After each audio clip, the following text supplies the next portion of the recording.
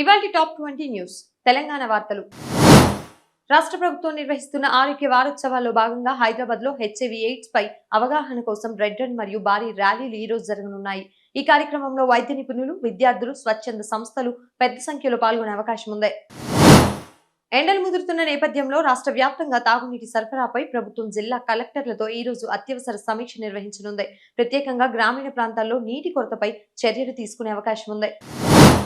భూ సమస్యల పరిష్కారం కోసం ఏర్పాటు చేసిన ధరణి కమిటీ తుది నివేదికను ఈ రోజు ప్రభుత్వానికి సమర్పించే అవకాశం ఉంది. ఈ నివేదిక ఆధారంగా కొత్త మార్గదర్శకాలు విడుదలయ్యే అవకాశం ఉంది. నగరంలోని లమకాన్ మరియు ఇతర వేదికల్లో పలు సాంస్కృతిక కార్యక్రమాలు, సామాజిక అంశాలపై చర్చలు ఈ రోజు నిర్వహించనున్నారు. యువత, కళాకారులు పెద్ద ఎత్తున పాల్గొనున్నారు.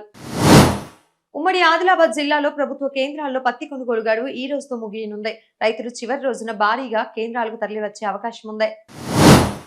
ఆరోగ్య వారోత్సవాల సందర్భంగా పాఠశాలల్లో విద్యార్థులకు క్విజ్, వ్యాసరచన పోటీలు ఈ రోజు నిర్వహించనున్నారు.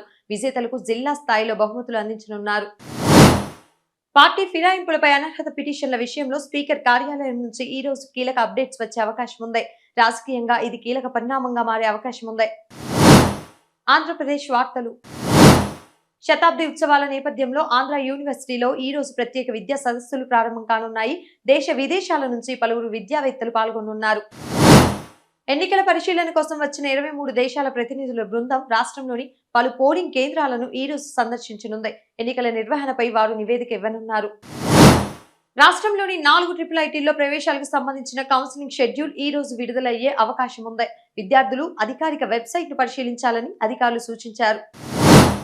ఎండల తీవ్రత పెరుగుతుందని వాతావరణ శాఖ హెచ్చరించింది. రాయలసీమ జిల్లాలో ఈ రోజు ఉష్ణోగ్రతలు 44 డిగ్రీలు దాటే అవకాశం ఉంది. ప్రజలు అవసరమైతే మాత్రమే బయటకు రావాలని సూచనలు ఇచ్చారు. అమరావతి రాజధాని బిల్లుపై కేంద్ర న్యాయశాఖ అభిప్రాయాలను ఈ రోజు సేకరించే అవకాశం ఉంది. తదుపరి నిర్ణయంపై రాష్ట్ర ప్రభుత్వం ఎదురు చూస్తోంది. విశాఖపట్నం మౌనిక హత్య కేసులో నిందితుడిని పోలీసులు ఈ రోజు కోర్టులో హాజరుపరచనున్నారు. కేసులో మరిన్ని వివరాలు వెలుగులోకి వచ్చే అవకాశం ఉంది. మే, జూన్ నెలలకు సంబంధించిన ప్రత్యేక సేవా టికెట్లను తిరుమల తిరుపతి దేవస్థానం ఈ రోజు ఆన్లైన్ లో విడుదల చేసే అవకాశం ఉంది. భక్తులు ముందస్తుగా బుకింగ్ చేసుకోవాలని అధికారులు సూచించారు.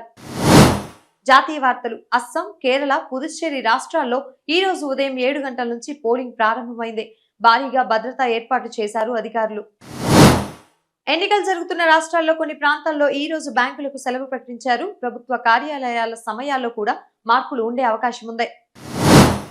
కోల్కతాలో ఈ రోజు భారీ రోడ్ షో నిర్వహించనున్నారు మమతా బెనర్జీ. అయితే ఎన్నికల ప్రచారంలో ఇది కీలక కార్యక్రమంగా భావిస్తున్నారు. అంతర్జాతీయ వార్తలు. ఇది ప్రాంతీయ ఉద్రిక్తతలు తగ్గించే అవకాశం ఉందని విశ్లేషకులు చెబుతున్నారు. మెక్సికోలో జరుగుతున్న ఆర్చరీ వరల్డ్ కప్ లో భారత్ క్రీడాకారులు ఈ రోజు ఎలిమినేషన్ రౌండ్లలో తలపనున్నారు. పతకాలు సాధించే అవకాశాలు ఉన్నాయని అధికారులు భావిస్తున్నారు. AI గ్లోబల్ కాన్ఫరెన్స్ ఈ రోజు ఘనంగా ప్రారంభం కానుంది. ప్రపంచ టెక్ కంపెనీలు పాల్గొనున్నాయి.